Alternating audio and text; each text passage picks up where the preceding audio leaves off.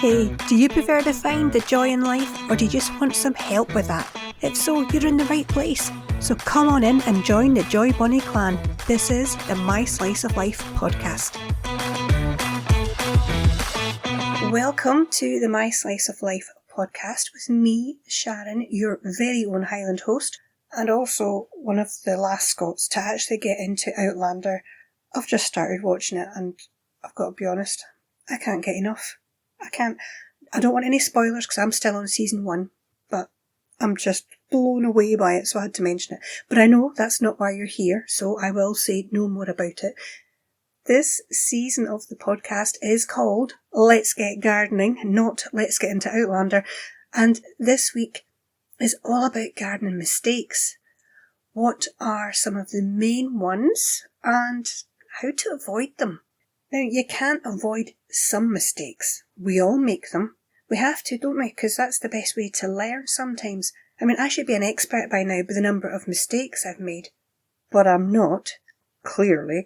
I do try to pay more attention now, and I've got a good feeling about this year at the allotment, so I'm keeping my fingers crossed. And that's despite, I don't know about where you are, but we have had horrendous weather. The start to the season has not been good.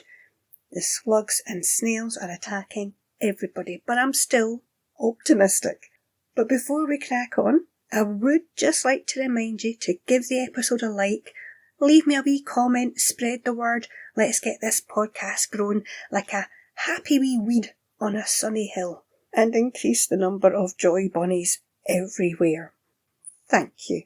If you don't know what I mean by joy bunnies, well, where have you been? That's all I can say. Where have you been? It came up, I can't get rid of it now. Now, back to the gardening mistakes.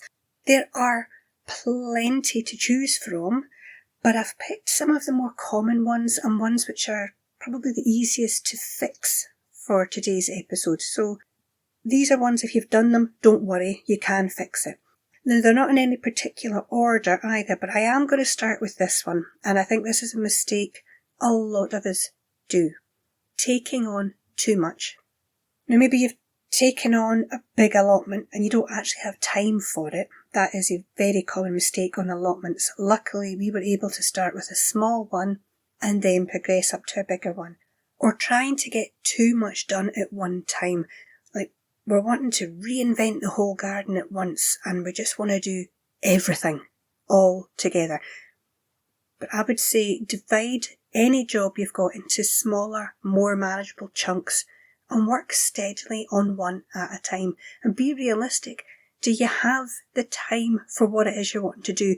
Maybe you've got a list of like 5 things you want to do, but you've got 15 minutes. So be realistic. What can you get done in the 15 minutes? It might not be your main priority. So be realistic about your time and what you can actually do. Maybe you've got help. I don't know. So put all that together and you can overcome that first common mistake. Another very common mistake, believe it or not, is growing things you don't like. I've mentioned it before, but there is no point growing something just because it's easy or, and this happens a lot, someone else has recommended it to you. If you don't like it, don't grow it. It really is as simple as that. Maybe you don't know you don't like it until you've grown it, and that's fair enough. That's how you learn. I've grown things before turnip, if I'm honest. I have grown a lot of turnip over the years, and really, no one in this house likes it, so I don't grow it anymore. So don't grow things you don't like, unless you're, a masochist of some sort, in which case you crack on and plant what you can't stand. Go for it. Good luck with that. But back to reality, another very common mistake is overwatering. Just as it sounds, we get carried away and we think we're helping our plants by drowning them. What you really need in a plant is a good, strong root system, and that doesn't happen unless it's encouraged to go look for water now and again. So think about it. If you keep adding on more and more water, those roots don't have to go anywhere to find it. They'll never grow. They never develop. Whereas if it dries out now and again, I mean, it doesn't have to be completely till they're wilting, but just enough to encourage them to go looking for water, they will grow stronger. That's why we're often told to let plants dry quite a bit between watering more than you would think. I mean, obviously there are exceptions, but it is something to be aware of. So check the soil moisture just stick your finger in the soil. Quite often it can be dry on the top, but it's still got moisture underneath, just underneath the surface. So if you're only looking at the top and judging it by that, that's how you get tricked really into thinking, oh, I need to give it some more water. You might not need to. So check the soil level before you do, because that excess water, you're drowning the roots, and that can actually lead to root rot, and we definitely don't want that.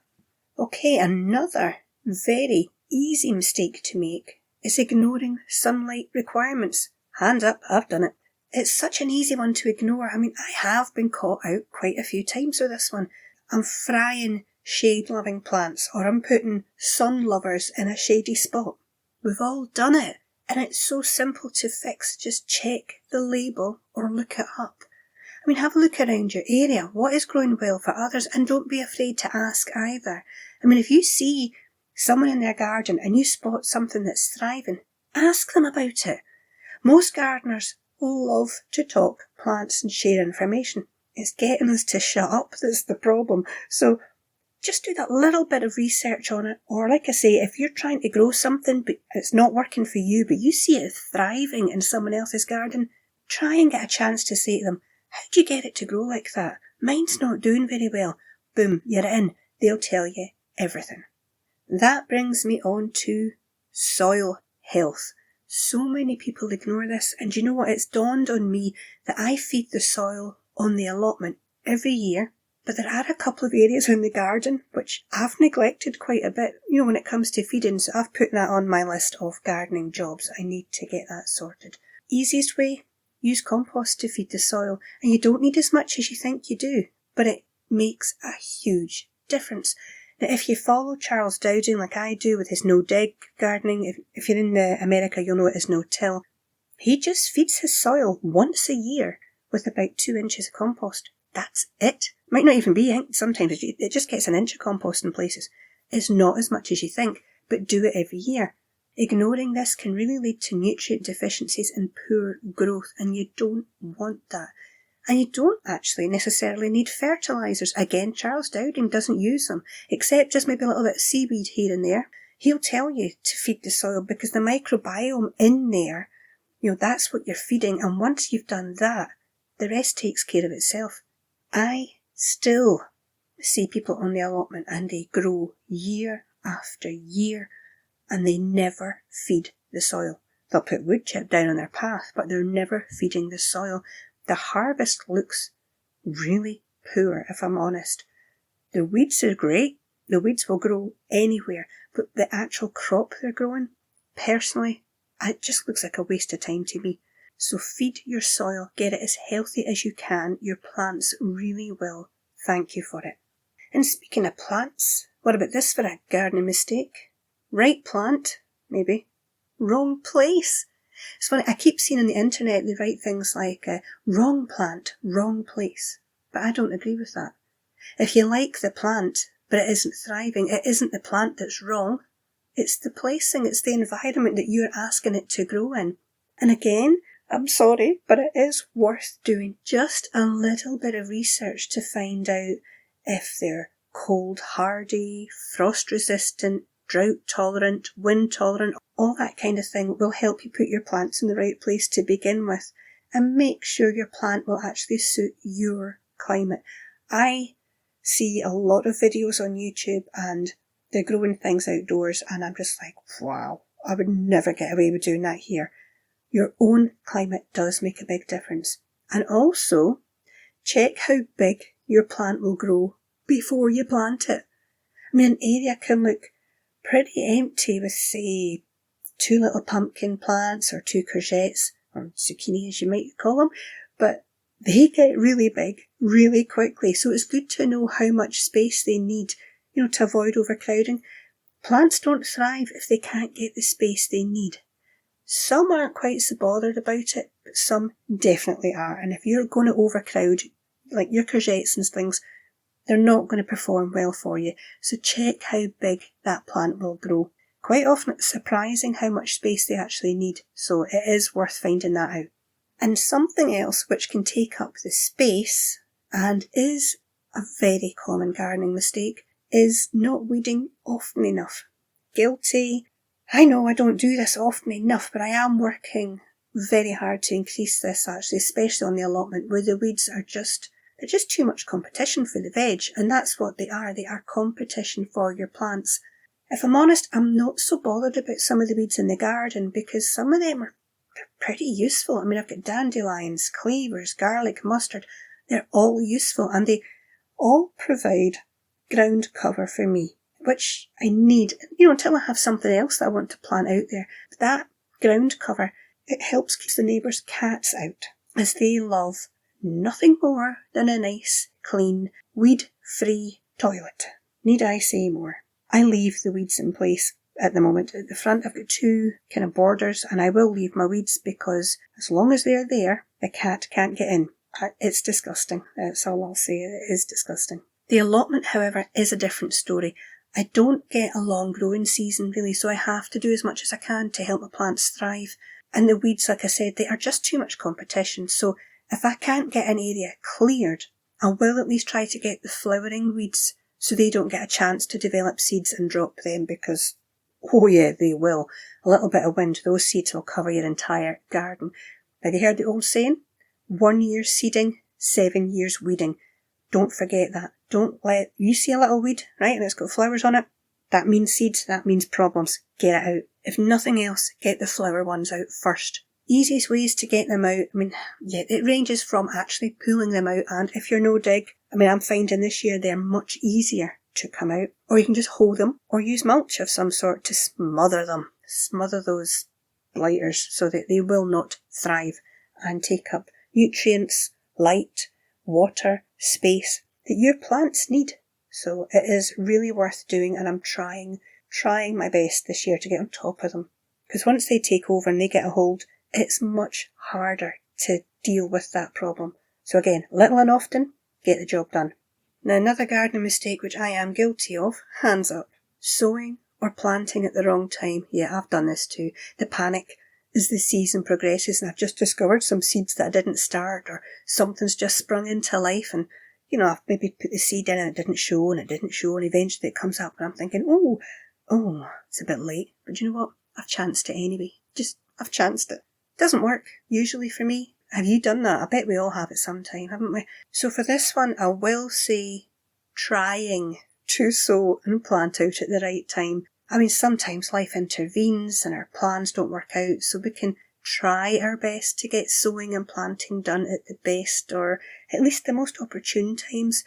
And let's be honest, like I was saying, the weather here for our sowing season, it's been awful. So sometimes you do everything you can. You've got your plan in place, you're working to your schedule, but if you haven't got the weather, I can't get things planted out. So this would be the time for me to get a lot of stuff out. In fact, the last 2 weeks I should have got a lot of stuff out, and I can't. It's just too cold. So I'm trying to plant out and sow at the right time. Now, I'm sorry to do this to you, but I am going to mention it. Pruning. Ah yes, the dark arts of pruning. Something I'm definitely not an expert at. And we do tend to fall into 2 categories with this. We either gently snip here and snip there in some sort of frightened state, or we jump right in and start attacking like Edward Scissorhands on steroids. Guess which one I am. Another issue is pruning, though, at the wrong time of year. I do know for my fruit trees, for example, the stone fruits, that's my plum and cherry trees, they have to be pruned in the summer. If I prune them in the winter, there's a really high chance that they're going to get a disease in and it's just going to rot them. I think, is it silver leaf? Something like that. But in the winter, because it's so cold, they can't heal the cuts. When you're pruning, they don't heal so well. So you can actually encourage a lot of fungal disease, and that's what we don't want. Rule of thumb is, if it is a tree that grows stone fruits, prune them in the summer. You might think, why prune? Just let it grow. But pruning will help keep your plants and trees under control, which I really need to do here because they're meant to be dwarf ones and they're growing a bit bigger than I want them to. But it also helps with shaping, and that helps with airflow, and it also encourages more fruit growth. So if you have something which needs pruned, again, and I not great at this, but it really is worth doing just a little bit of research to get an idea of how to do it. Don't worry about doing it wrong. I mean, everybody does it a little differently, so it is worth doing. And don't panic. Just don't attack it. It's a job we can't ignore. We have to do it. So we need to just, what is it they say? Feel the fear and do it anyway. I mean, I cut back an apple tree that I have in a tub. I cut it back in the winter, and I really cut it back. It was leggy, it was leaning over, very weak. So I gave it a severe pruning. And this year, although there's not many apples on it, it's growing a lot better. It looks stronger. There's a lot of leaf growth, and it looks a lot healthier. So I'm happy. It's worked well. So it is something that's worth doing.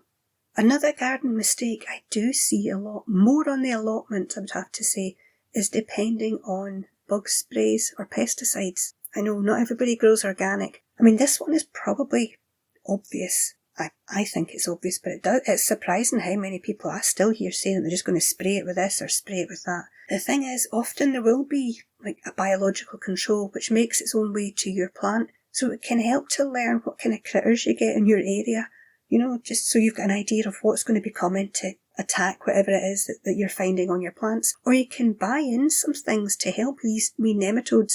You can buy them, put them on your plant, and they will, you know, grow whatever bug it is that attacks your problem. But a good example of kind of the natural way is like if you've got black fly, they'll go for your broad beans, and people panic when they see them, and they want to reach for the sprays. But if you can wait just a little, or get the ladybirds in, they'll come and deal with them, no problem. Get the ladybirds in, and if you make your garden enticing to the good guys, like the ladybirds and the frogs and so on, you're going to have a lot less problems with the bad guys. There are natural ways of doing it. It can take time.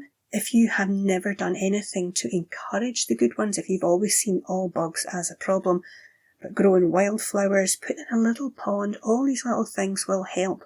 You don't necessarily need to start reaching for chemicals. Like I say, try the nematodes if that's a route you want to go down. Often just hosing them off. You get the hose and put it on that jet set, hose them off. That works as well. You can get special soaps that you can wash them down with. They won't come back.